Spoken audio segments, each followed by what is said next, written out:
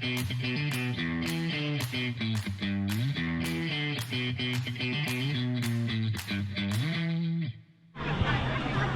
Pete, despite the result, Sutton Athletic put in a strong performance today. How would you sum up the team's display against Seaford Town?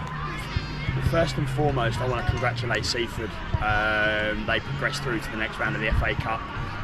Their first time in the FA Cup for a long, long time. So I'd like to congratulate them on the victory, and I wish them all the best in the competition and for the league season.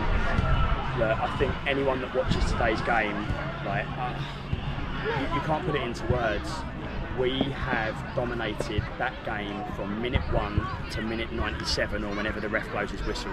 We go down to 10 men, we still dominate. They don't have a chance, they don't really string any passes together. They stay in the game, and that's credit to them. They defend like lions, they do all of that stuff. But the truth is, if we put the ball in the back of the net today, if we're clinical, we're 4-0 up at half time and probably 6-0 up come the 70th minute, and we're not talking about a game of football where everyone gets good minutes and we're going home on the bus and everyone's happy and it's a great atmosphere.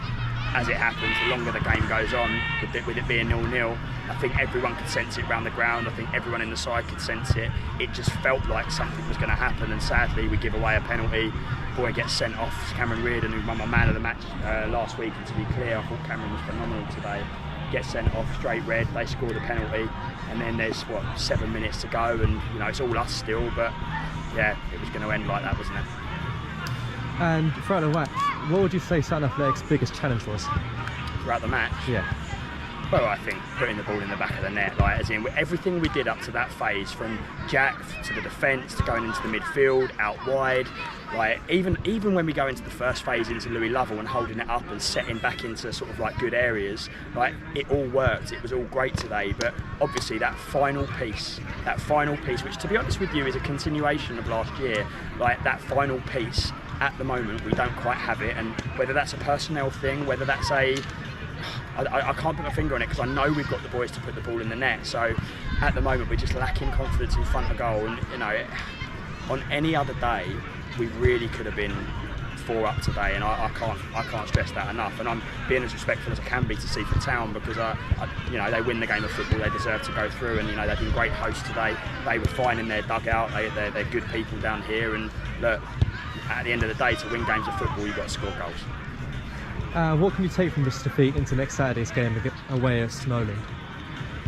Well, I think it's going to be tough to pick the boys up and pick ourselves up as a management team as well. Like that's all going to be really tough, because you can't dominate like that, lose the game of football and just bounce back straight away. I think it's going to take a day or two to bounce back from this, but there are so many positives to take from today's game. That's a fact.